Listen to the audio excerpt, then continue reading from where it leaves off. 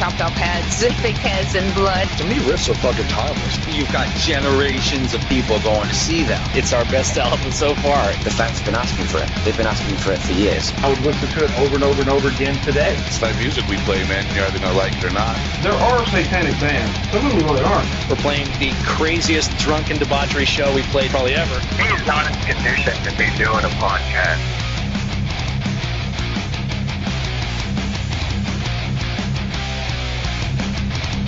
You're listening to the Great Metal Debate Podcast.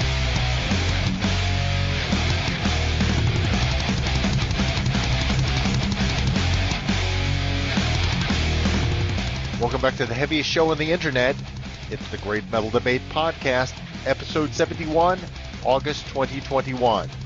We're roaring back on the heels of the pandemic with tours again in motion and getting back out there to see live music once again.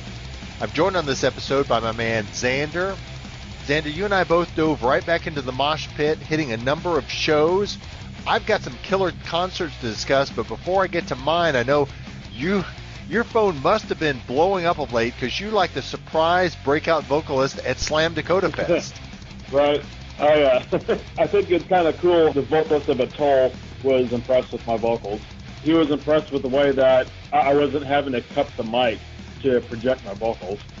So it's fucking amazing, dude. I mean, the most amazing thing is you getting to perform with Sean Whitaker. Like, I got to see him at Chicago Domination Fest, and it blew my mind. Like, this one guy gets up on stage alone, and it was like he hypnotized the whole audience. Everybody was transfixed by his performance.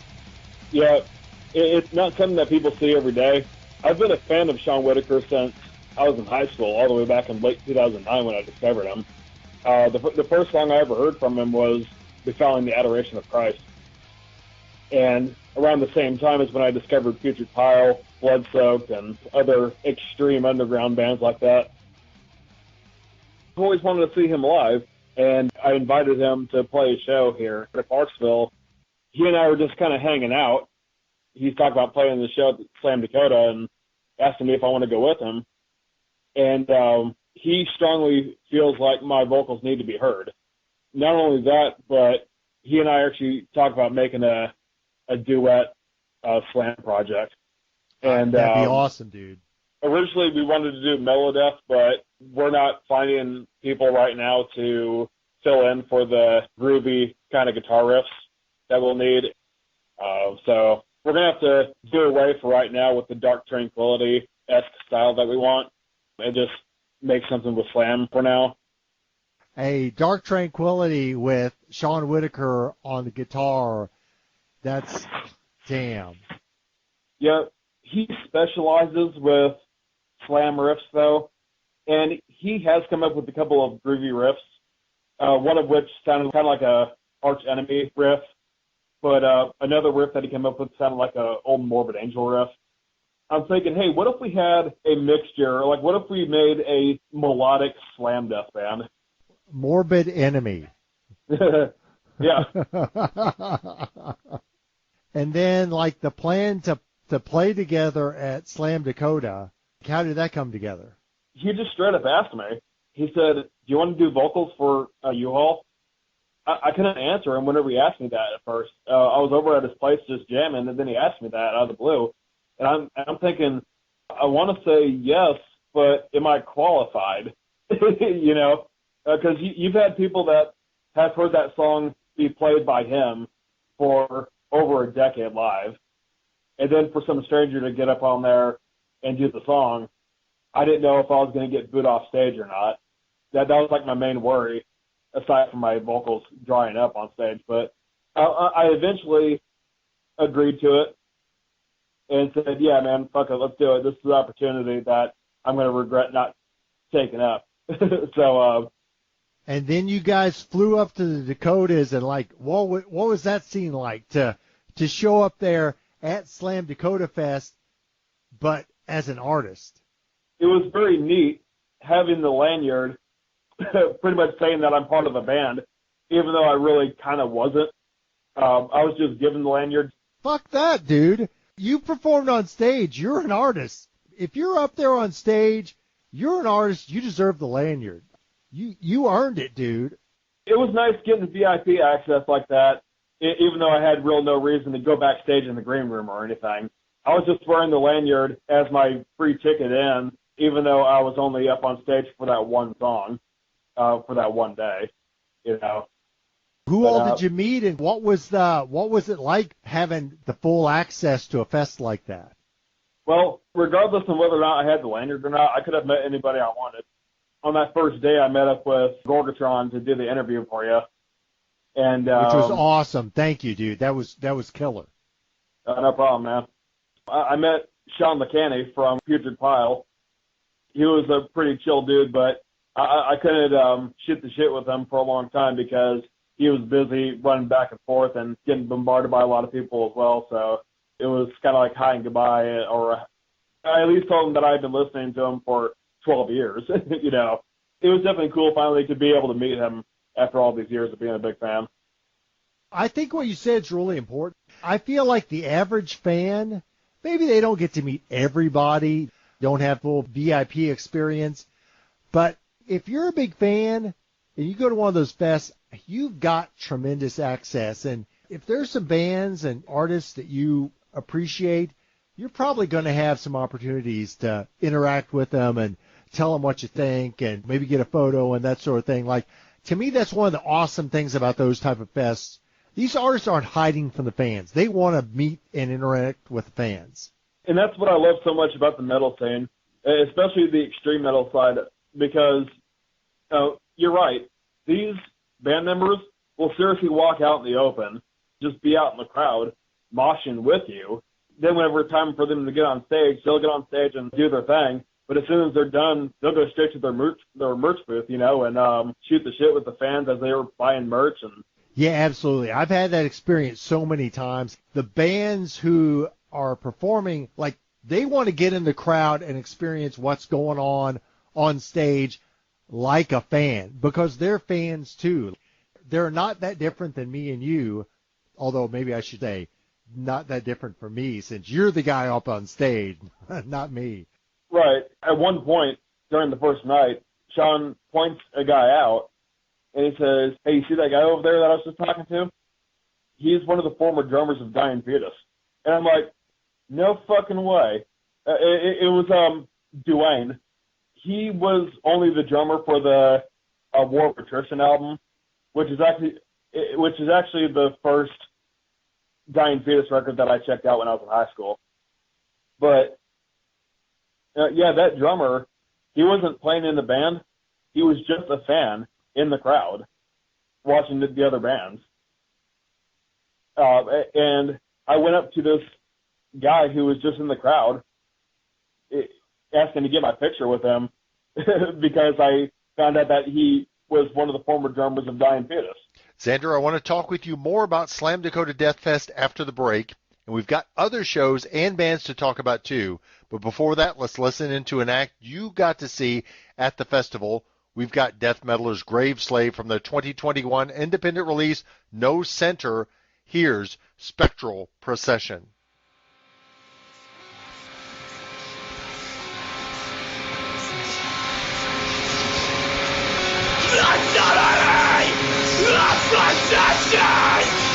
My flesh and bone. Mortality of possession of flesh and bone. Mortality of possession.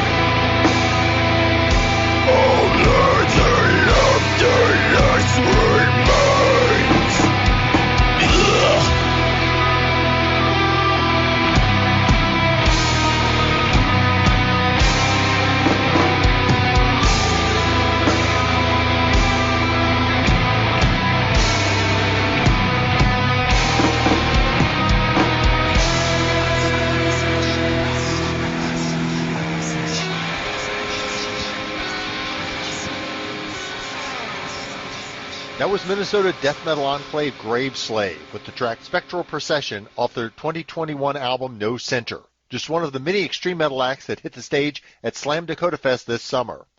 Well, that track definitely slaps for sure. Xander, without going through both full-day lineups, what were the bands you saw that really appealed to you? The first day, there was this band there called Graveripper, and they're a regular new death metal band. They have that really deep, gurgly death metal sound, like Pertinence comes to mind, or Oppressor. Those two old-school death metal bands would fit the sound. So Graveripper, that's one of the bands I was impressed by. Another slam death band that was there that absolutely crushed it was a band called Kill Everything. That vocalist was just a freaking monster. Of course, Atoll, aside from them just being an overall good slam death band, what really stood out to me the most about the band was their bass player. He was really shredded on that 4-string. That's interesting because so many basses today, it's like 5 or 6 strings. And I'm not a musician. Far be it from me to say what is or isn't the right approach to your instrument. But why do you have all those strings? Like, you're just playing bass. It shouldn't be that complicated. I mean, there are people who need 5-string, like Erwin Casperson, for example, from, currently he's in that band called Igor, but when he was in the band Blood Red Throne, he really needed it. But then again, and maybe the bassist for Beyond Creation, man. I mean, that guy.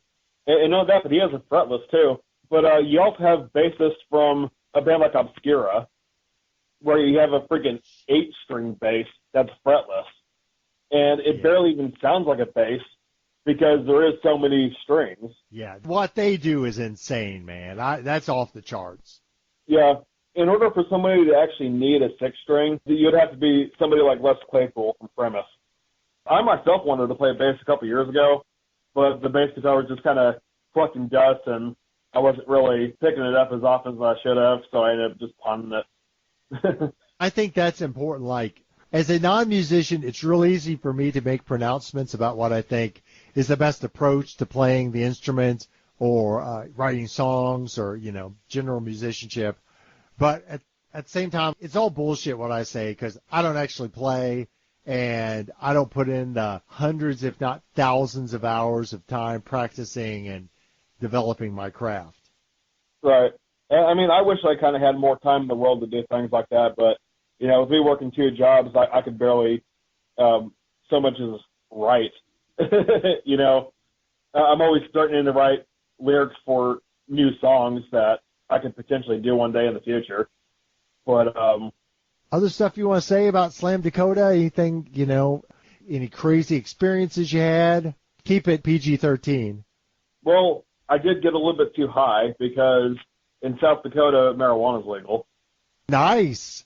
So you had pretty much everybody there just kind of out in the open smoking their medical grade shit. So as far as anything wild, not really so much. It was just your typical metal show that just had a lot of bands on the bill. Another band that kind of stood out on the second day, Angelic Desolation. They had fake human fetuses dangling from their mic stand. The singer was taking them and purposely ripping their heads off and drinking like whatever red Kool-Aid was coming out of it and throwing it out in the mosh pit. It was funny. They had umbilical cords hanging from him too, and he was swinging them around. So I thought that was pretty neat. I envy you. It sounds like an amazing fest. There was one band on the first day, and they were the first band to get on stage. I forgot what they were called, but they did have this woman singing clean vocals the whole time, and their guitar player just kind of shouted it very briefly. So I wasn't too impressed with them. I forgot what they were called, but that was pretty much the only clean singing going on. I'm sure there was a reason why they were the very first band and the first day to play. So yeah. Although arguably it would be better to mix them in the middle and change things up. I guess I would say that about anything. I'm going to Med with PowerFest in Wisconsin, and 2 days of power metal bands. I have a feeling by the end, I wish I'd have a death metal band mixed in, but just because, like, having one style, band after band after band after band, I think, as a metal fan, I like a mixture of styles.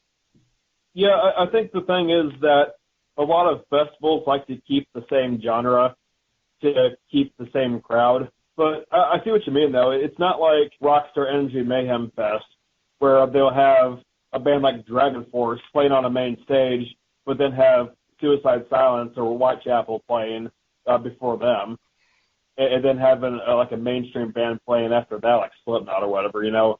Black. Fuck that. Ugh, disgusting. Oh my God, that's awful. See, I'm just using that as an example because... No, I know. I'm just saying that'd be terrible. Ugh. Well, I mean, it was all fun back in 2008 whenever I saw that, you know. Yeah. But then again, I was a noob in high school, so what did I know? What do any of us know? Dude, I do want to mention a couple of shows that I've been to and just kind of get your quick reaction. You know, I've been to a couple of shows recently in Cincinnati. My man Will with Transplant Productions up in Cincinnati, he has been on the forefront.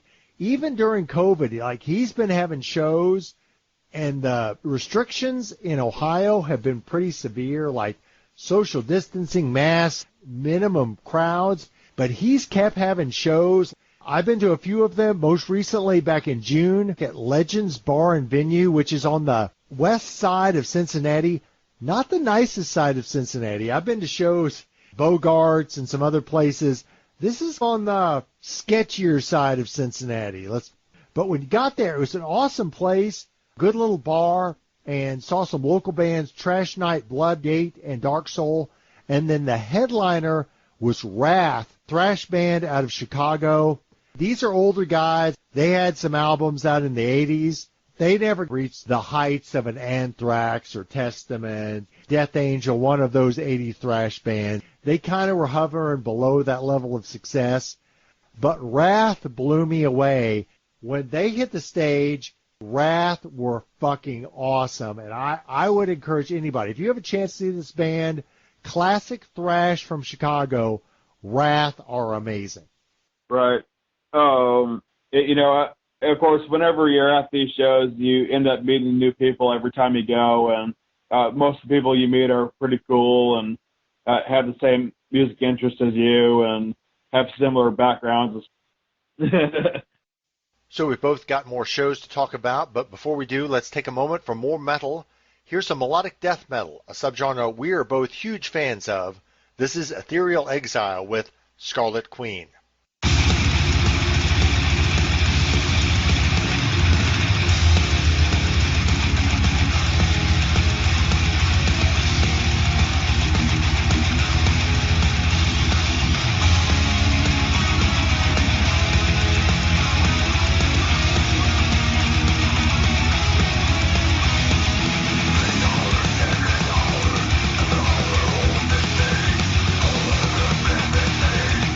Seven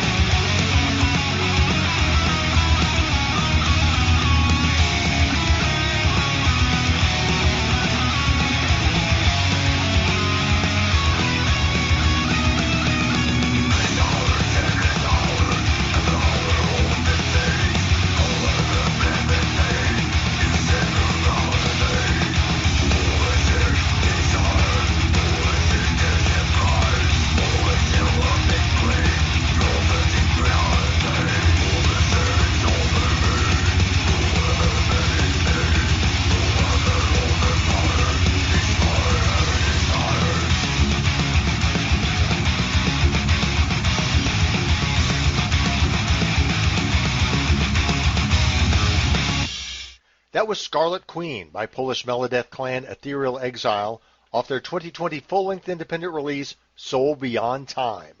So, Xander, I know you went down to Atlanta, the Masquerade, a place I haven't been for years, to see an amazing show, Deicide, Cataclysm, and other bands. Dude, I had this circled on my calendar for a long time. Couldn't make it due to other commitments, but tell me about the show. The Deicide show, of course, Deicide was the headliner, Cataclysm, Internal Bleeding, and Beget the Nephilim. I ended up buying 4 tickets to go to this show.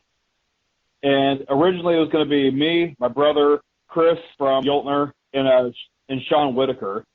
But Sean Whitaker ended up having to play a show out in Arizona. And Chris, he ended up getting a job where he only works the weekends. Since I couldn't find anybody to let in for free, I just had the person at the front door scan all 4 of the tickets. And I told them, hey, the next 2 people who need tickets, just let them in. I'm going to give somebody $6 today. That's awesome, man. You are a friend of metal. That's outstanding, man. Sharing the metal love. That's killer. So 2 people got in for free because, man, and I don't know, but kind of cool doing something nice for people like that every once in a while. You never know. One of them might have accepted Satan as their personal savior that evening. Right. But Internal Bleeding, of course, they're classic slam death. They're like the Godfathers of slam. And the drummer for the band called Desecrate the Faith, Mike Caputo, he was filling in for them on this particular tour. So I got to meet him and the vocalist of Internal Bleeding, got my picture with both of them. Now, that was my 3rd time seeing Cataclysm. And I got to say, something I was thinking about earlier is back in 2011 is the first time I saw Cataclysm live. And at the time, they just put out the album called Heaven's Venom. And they put out the song called Push the Venom as one of their first singles on that album. And I remember thinking that song was just fucking awesome. So I ended up going to Buffalo, New York with a couple of friends of mine because I used to live in upstate New York at the time. And we had been inside this venue for a really long time. So we ended up having to leave the show early. So 10 years ago, when I saw them, I unfortunately didn't get to see the whole show of Cataclysm. I only got to see like half their set.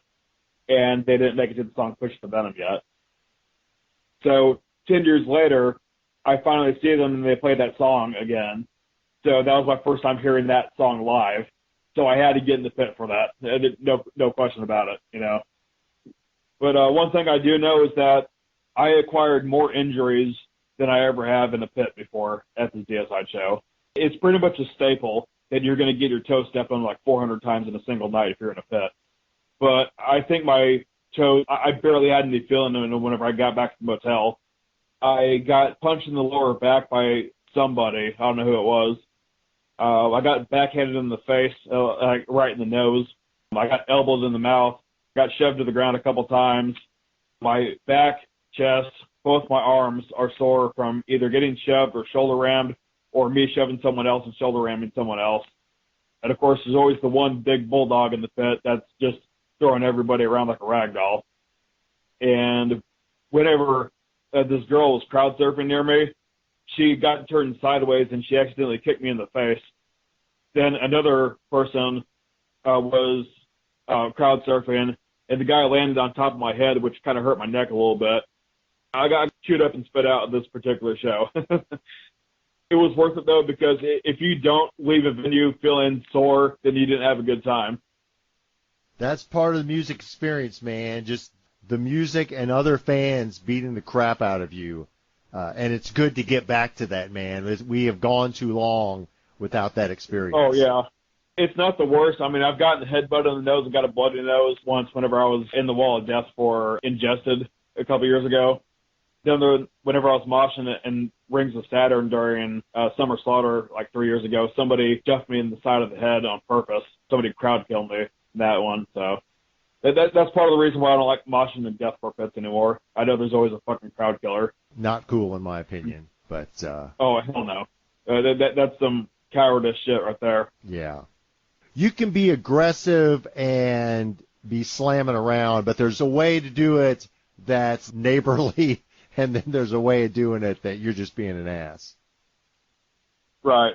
If you're going to shove somebody in the pit, at least be looking them in the eye when you do it. Exactly. Unless you're in a circle pit and you know that everybody's going to be shoving your back anyway. Exactly. So that's about the only exception to shoving someone in the back, is if you're in a circle pit. The same night that you were in Atlanta, I was up in Newport, Kentucky. Second night of the Tri-State Terror Fest featuring Ringworm, Shed the Skin, Wraith out of Indiana, local band from Louisville, Stonecutters, also out of Louisville, Cryptic Hymn, and Graveripper, also from Indiana. So 6 bands in the evening.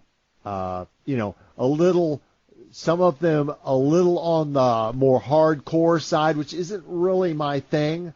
Second time I'd seen Ringworm, I saw them, I can't even remember, back a few years ago in Nashville.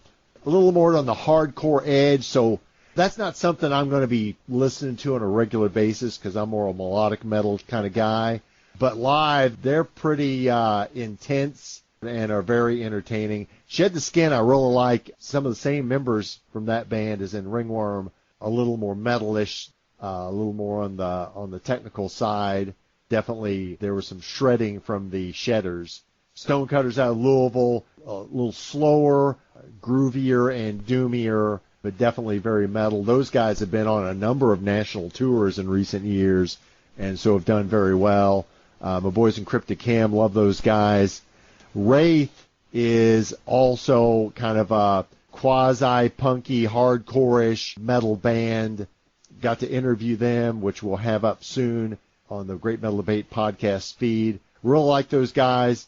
I was trying real hard to get some good shots of them, and I just got blindsided in the pit, and I landed on my ass. Somebody took me the fuck out. I went flying. I left my feet. I don't know how far, but fortunately there were people there picking me up. And I saw the guitarist after the show as I was leaving. I was like, hey, man, thanks for the interview. Good to meet you. He's like, dude, are you okay? I saw you go down. It was a really good evening. That place, South House Gate Revival, it's an awesome venue. It's a converted old church, so you kind of have a gothic, eerie feel, stained glass windows. And Will, the guy with Transplant Productions, the organizer of the concerts up there, he does a remarkable job. Bands start on time, which is not something that you always can count on. It's well organized and is just a good time. Got to see a lot of folks from Louisville that I hadn't seen in a while, especially the guys with Cryptic Hymn. So it was a enjoyable evening. I had heard a Cryptic Hymn before, but I couldn't tell you a single song that they do or what they sound like. Ringworm, I think they're like a technical death metal band, right? There's some technical elements, but I would say they're still in the metal genre. In Metal Archives, folks agree, but they definitely have a hardcore edge to them. So I'm thinking of a band called Wormhole. Never mind. Yeah, your Wormhole is the tech death band. Yeah, they're not. I mean, they've got some shades of technical stuff at times, but that they would not be the classic tech death band. They're more. There's definitely a strong hardcore element to them. Yeah. So, and as for Graveworm, I have never seen them. They're like a goth metal band, aren't they? You know what? I think I might have gotten confused again. I'm stuck on the word worm. That's all right. Yeah. There was Graveripper. Graveripper was one of the bands. Hellripper? Graveripper. Or just Ripper? Oh, Graveripper. Okay. It's like one of those things like, you got two lists, like pick one from this list and one from the next and put them together. It's the name of a metal band. Grave and Worm or Grave and Ripper. Yeah, you said Graveripper and Ringworm, and I guess I must have thought that you said Graveworm. Oh, I get it. I can totally see doing that. Oh, okay. So, yeah, my apologies there. We've got one of those bands you talked about, Graveripper out of Indiana. Here they are with their track, Atoms Divide.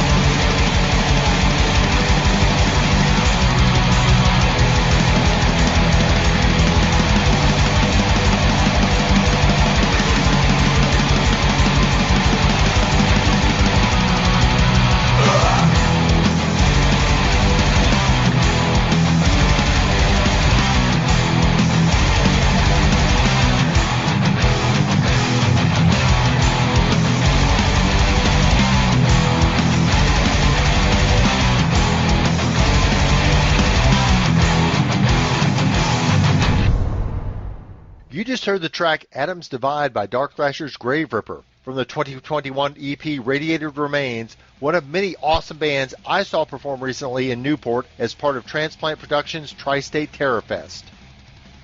That's it for this episode. Thanks to Xander for guest hosting the show, and thank you, the listener, for hanging with us. The darkest days are behind, and in the coming months we've got more concerts to discuss, more albums to review, more artists to interview, and more metal to debate. To stay on top of it all, follow us on SoundCloud, iTunes, and YouTube, as well as liking our social media platforms on Facebook, Instagram, and Twitter. Just find us by using the keywords Metal Debate. Until our next podcast, sell your soul for metal and defend it till your dying day.